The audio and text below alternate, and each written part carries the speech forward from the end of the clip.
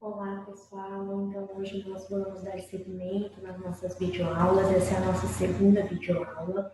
E na nossa primeira videoaula, eu falei com vocês um pouquinho a respeito de compreensão de texto, deixei algumas atividades. Então, eu vou compartilhar com vocês a correção das atividades que eu já tinha pedido na semana passada, tá? Na nossa primeira videoaula. Então, pessoal, é o seguinte, vamos lá. Para vocês conseguirem fazer a correção também, tá? Das atividades. Então, as atividades que eu deixei para vocês foram as seguintes. Deixa eu voltar. Então, ó, a primeira atividade foi do módulo 6. No módulo 6 foi aquele texto sobre koalas. Então, que falava um pouquinho sobre o habitat natural e tudo isso. Então, lá eles pediram o quê? Para traduzir algumas palavras que apareceram no texto. Então, eles colocaram as palavras umas separadas, outras dentro de frase.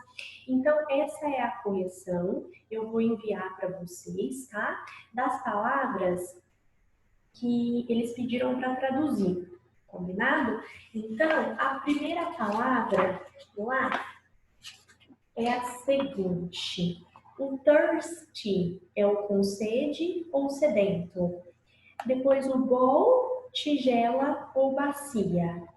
To survive, sobreviver. Increasingly, cada vez mais. Aí veio para traduzir o título do texto. Então o título significa koalas sedentos precisam de tigelas de água para sobreviver ao clima cada vez mais quente. Aí, lá no segundo exercício, que era o paragraph 1, a primeira palavra era um verb, que era o to provide. Então, to provide, dar ou fornecer. Harsh, cruel, severo ou rigoroso. Brought on é o passado do bring on, que seria o causar. Aí, researcher, pesquisador. Throughout the year, durante o ano. To be under threat, estar sob ameaça. Disease, doença. Feral animals, animais selvagens. For wild animal é a mesma coisa, tá? To pose a problem, constituir um problema. E to look set to, parecer pronto para algo ou estar preparado para realizar alguma coisa. Aí, no paragraph 2, a primeira palavra era ground. Então, a tradução, chão. Fork, pode ser bifurcação ou forquilha. O fork também dá certo dependendo do contexto, como utensílio doméstico, que é o garfo. Aí, no 3, to connect, conectar. To set up, instalar. Likely, provável. Environment, o meio ambiente. No paragraph 3, o que ele pediu foi, vocês tinham algumas palavras e vocês precisavam, são as palavras do texto, encaixar elas na ordem correta. Então, aqui está a correção para cada uma das frases. E idem lá no nosso text comprehension. Tinha até uma questão que era modelo de Enem, dessa compreensão do texto Mirror Go Green. Então, a primeira questão era a alternativa C e a segunda alternativa A, ok? Depois, eu pedi o módulo 11, que era aquele que falava um pouquinho sobre gordura. Então, qual era a importância da gordura no nosso corpo? Qual tipo de gordura a gente poderia ingerir, que é uma forma saudável, que nós também precisamos ingerir gorduras que sejam saudáveis para o funcionamento do nosso corpo. Então, nesse texto, o primeiro exercício lá, ele pega uma palavra do texto, que é o fat. E o fat, ele pode aparecer como um adjetivo, como um substantivo e também como um verb. Então, no primeiro exemplo, ele aparece como adjective, que significa gordo ou gorda. No segundo exemplo, como um noun, um substantivo, que é gordura. No terceiro, como um verb, to fatten, engordar. E fatty, como adjetivo que pode ser gorduroso ou gordurosa. E aí, o título do nosso texto. O título era Why you should include fat in your diet? Então, por que você deveria incluir gordura em sua dieta? Aí, lá embaixo, existem duas palavras que era para a gente colocar a diferença. Healthy e wealthy. Então, healthy seria o saudável e wealthy, rico. Não necessariamente relacionado a dinheiro, mas pode ser rico em nutrientes. Então, quando a gente fala wealth, ser rico em nutrientes, para a gente falar rico em dinheiro, seria o rich. E quando a gente fala o oposto de rich, que seria pobre, poor, ok? Depois apareceu um exercício para vocês que vocês já estão acostumados, que é aquela parte que vem uma coluna em inglês e a coluna em português para vocês fazerem associação. Então, aqui estão as letrinhas da associação. Depois, na mesma página, o exercício 4, falava assim, ó, para passar para o inglês. Ela nasceu na década de 90. She was born in the 90s. Aí, lá embaixo, era um exercício que vocês tinham alguns verbs, o to think, o to need, que eu passei a tradução na aula passada. Então, aqui está a forma correta de como vocês deveriam ter encaixado eles na frase. O exercício 6 era para escrever em inglês. Ambas as escolas fornecem o mesmo tipo de aprendizagem. Both schools provide the same kind of learning.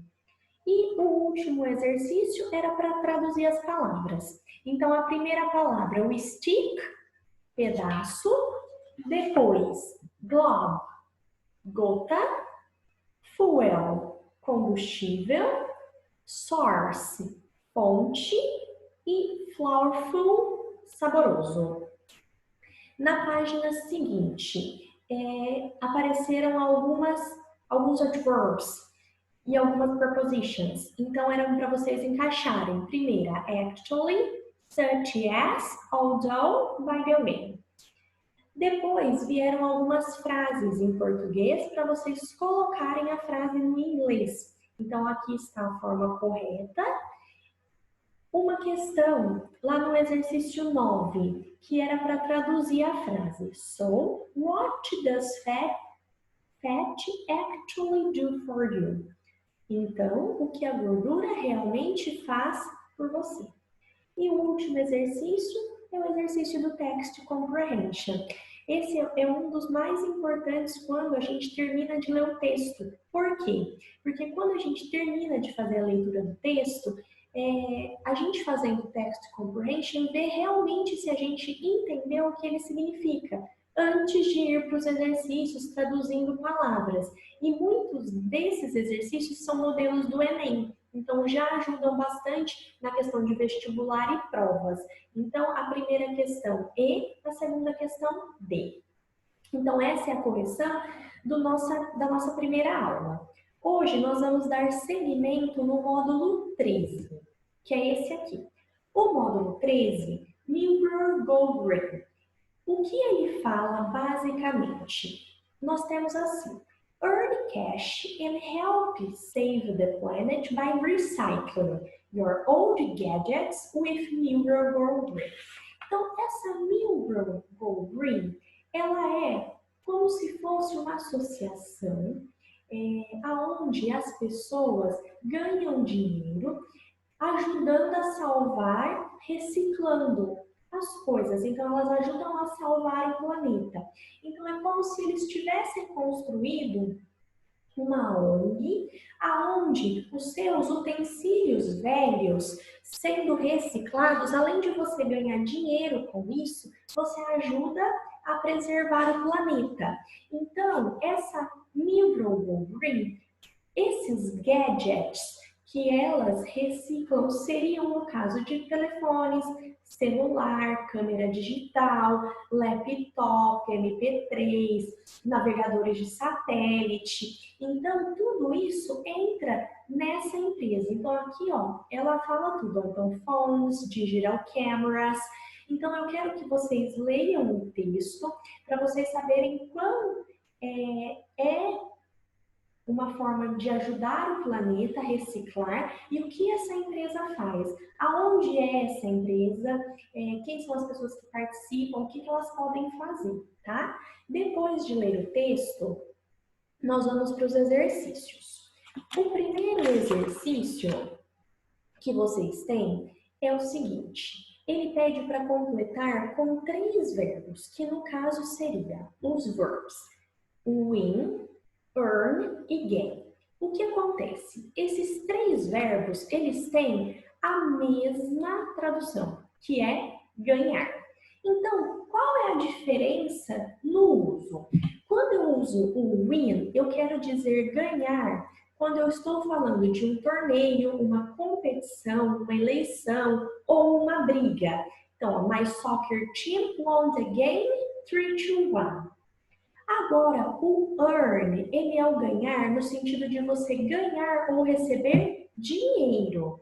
Então, Sarah is a famous lawyer. She earns a lot of money.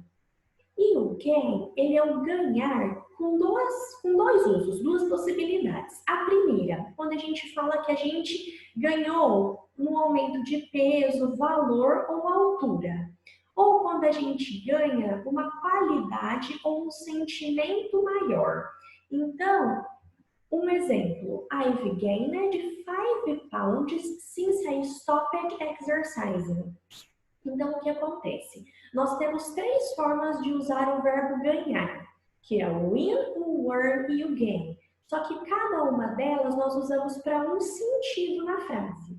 Então, no nosso primeiro exercício, vocês vão ver qual desses 3 a gente encaixaria. Lembrem que o verbo win é um verbo irregular. Então, ele fica o win, o won na terceira coluna.